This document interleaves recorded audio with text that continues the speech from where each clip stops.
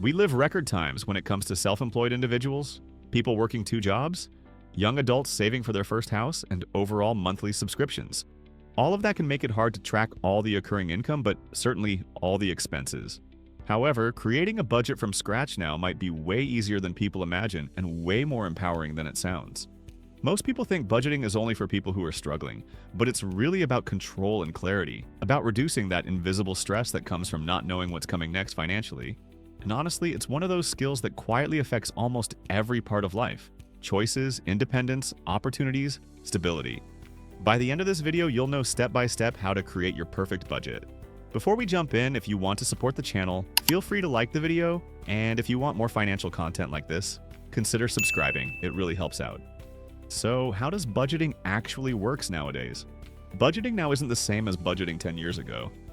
Payment apps track everything automatically, subscriptions renew quietly in the background, and it's easy to forget what's draining money until it's too late. So instead of thinking of a budget as a strict spreadsheet, think of it as a system that shows where your money naturally wants to go, and whether that matches what you want. Budgeting today is less about cutting things out and more about understanding patterns, and that perspective makes it way easier to stick with. So first, start with figuring out your actual financial picture. Most people skip this part. They jump directly to cut expenses or save more, but without a complete picture, budgeting becomes guessing. This step is all about gathering the pieces of the puzzle. 1. Look at your income. Consider how money flows in: paychecks, freelance work, side gigs, occasional earnings, everything. It doesn't have to be exact down to the cent, but it should be honest enough to show your real monthly average. 2. Look at your monthly essentials. These are things that don't usually change month to month: housing, transportation, phone and internet, insurance, groceries that cover actual needs, and school-related expenses if you're in school. Just the basics. This category gives a sense of what portion of your money is already committed before you even start choosing how to spend. 3. Look at variable spending. This is where most surprises happen. Things like outings, clothing, food delivery, entertainment, and random purchases. This category feels harmless in the moment, but almost always holds the biggest opportunities to improve a budget without feeling restricted. 4. Look at ongoing subscriptions. Everything renews silently nowadays. Streaming, apps, gaming passes, cloud storage, memberships. They often slip under the radar. A budget gets clearer instantly when these are acknowledged.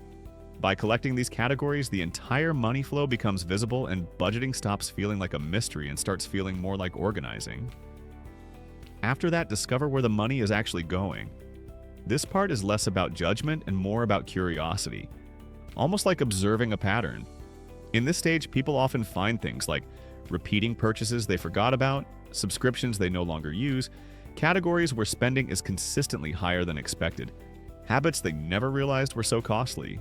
The interesting thing about reviewing spending is that it naturally changes how someone behaves. Just being aware of a pattern often leads to better choices without forcing anything.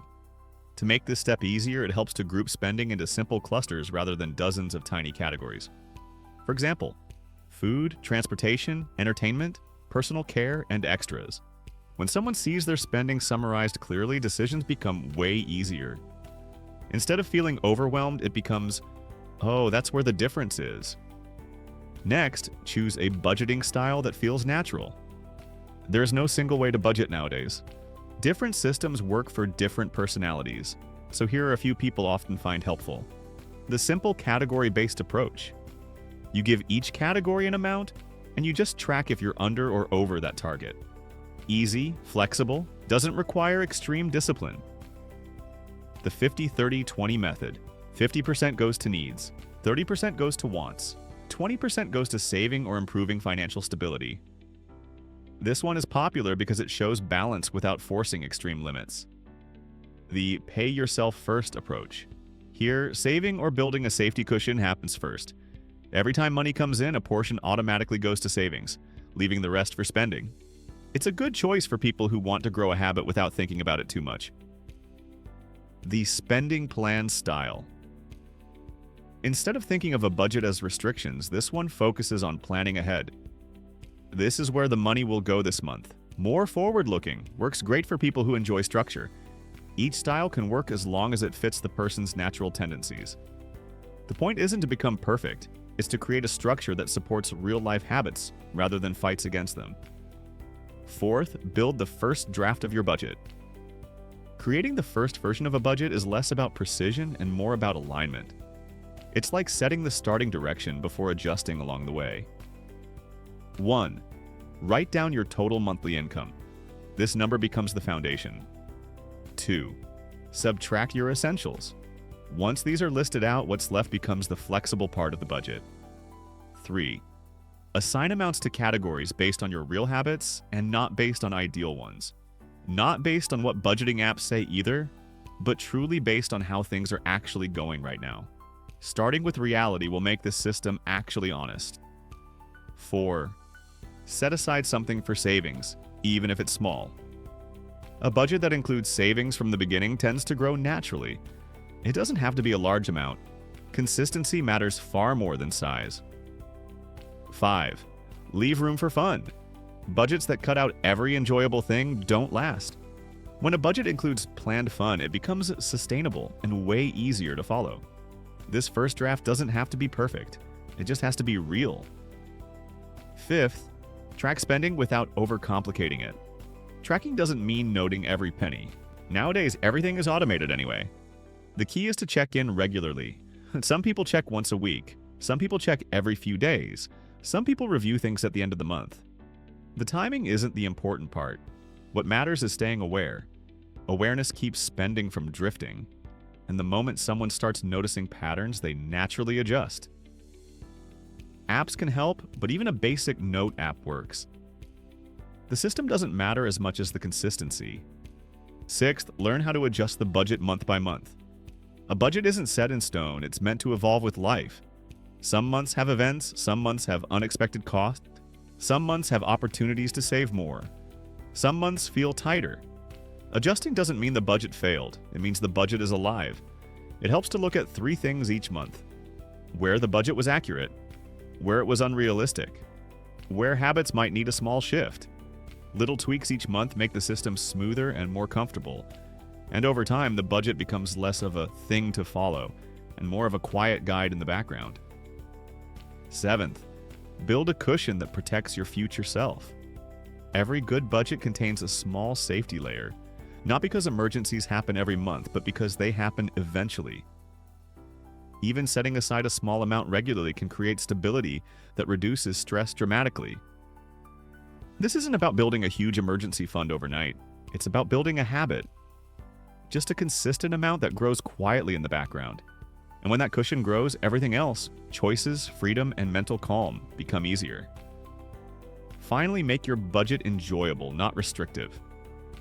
One of the biggest misconceptions is that a budget is supposed to feel limiting. But when budgets are crafted thoughtfully, they often feel liberating.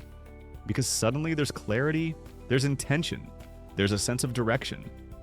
And ironically, people usually feel more free when they know where their money is going. To make a budget enjoyable, include things that genuinely matter to you. Plan small rewards, allow flexibility, adjust categories guilt-free, and take pride in small progress.